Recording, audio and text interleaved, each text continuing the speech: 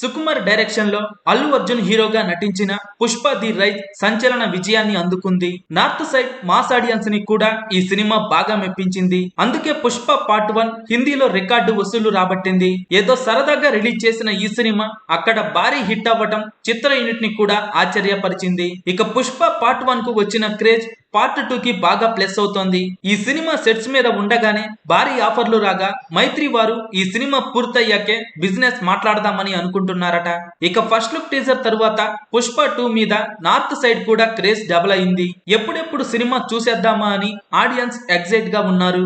ఈ క్రమంలో పుష్ప 2 సినిమాని అక్కడ ఆడియన్స్ కి మరింత ఎక్కించేలా ప్లాన్ చేస్తున్నారట సుకుమార్. అందుకే పుష్ప పార్ట్ 1 లో మిస్ అయిన ఎలిమెంట్స్ ని పార్ట్ 2 లో పెట్టబోతున్నారట.